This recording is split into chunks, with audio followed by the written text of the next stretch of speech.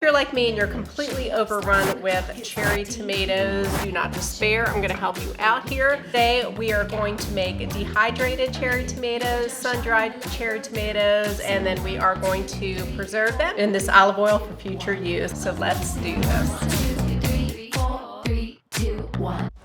Everybody, if you're new here, welcome. My name is Gina. I am an award-winning novelist and a homesteader who is obsessed with trying to grow as much of my own food as possible and being more self-reliant. So if you're interested in that, please consider subscribing. Click the bell notification so that you don't miss anything. If you subscribe today, please put subscribe in the comments below and I'll be sure to answer everybody that does.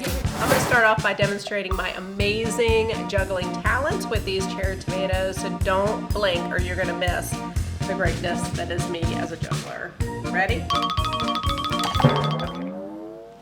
So, yeah. I'm going to practice that a little bit more. So I go out to inspect my garden every morning, or almost every morning, pick my green beans that seem to come up overnight, check on things, you know, see what's what. So every day I think I've gotten the last possible tomato off the vine, and every day I go out and there's like 20 more, which I'm not complaining about. I have made sauce, I have made salsa, I have made my tomato crack bruschetta. You can check that out up here, or I will link it below. And I am now taken to making sun-dried tomatoes in olive oil or just in the jar. Cherry tomatoes are the absolute perfect size to make into dehydrated or sun-dried tomatoes. And sun-dried tomatoes really lend themselves very well to cream dishes, to pasta dishes, to chicken dishes, and they're so good. If you've never had a sun-dried or dehydrated tomato, it doesn't taste like a tomato exactly. It is much tangier, much more potent, and I will even eat them like candy. They're really good, really tangy. If you have other ideas for using sun-dried tomatoes, please let me know in the comments below. What you're gonna need today is some olive oil, some cherry tomatoes, a mason jar or at least a freezer bag, and your knife and cutting board. So all we are doing is cutting our cherry tomato in half. That's it. Just make sure the stem's off, make sure that they've been washed. So when you get tomatoes that are cracked like this, what makes them crack like that is generally going to be where you're having dry weather and then you get a lot of wetness. And in this case, we were having a dry spell and growing zone 7A, 7B. We're kind of right on the border. And then I turned my sprinkler on and let it go to town. So the good news is if you have these split tomatoes damaged anyway, of course you can cut off whatever area. But for me, I have backyard chickens and they love these. Dogs love them too, or at least some dogs do. So I'm just gonna put these damaged tomatoes in my bucket for my backyard chickens. So while I'm cutting, I will just talk to you about my tomato harvest this year. This year, I did not get any blight, which is a first for me with tomatoes by this time of year.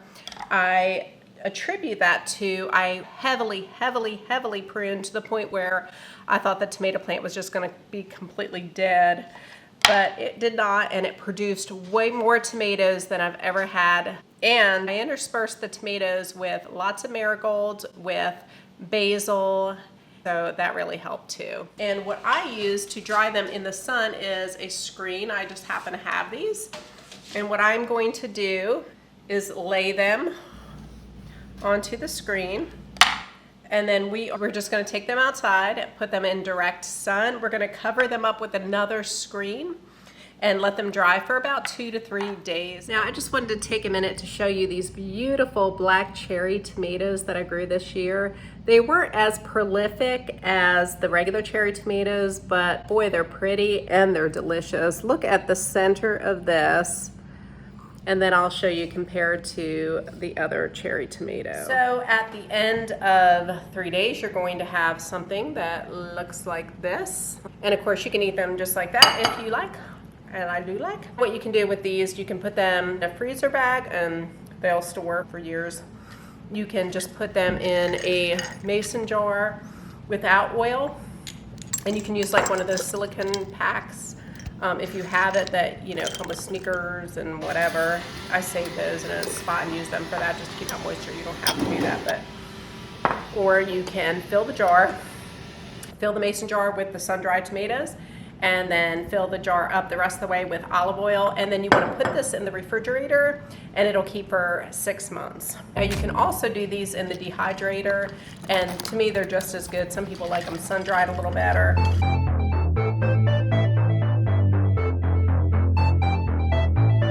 Why wouldn't you just put it in a mason jar without the oil? Well, what I like to do with the oil is over time it's going to infuse with that sun-dried tomatoes, and then that becomes another cooking agent. So I will drain the oil off and make it into a nice balsamic vinaigrette, which will give it a nice kick from the sun-dried tomato infusion.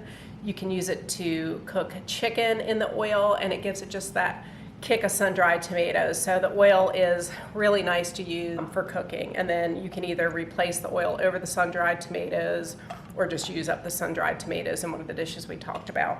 That's it. That's all I have for you today. If you got any value out of this video, please help us out with a thumbs up, and be sure to check out the bruschetta video next. Thanks for watching.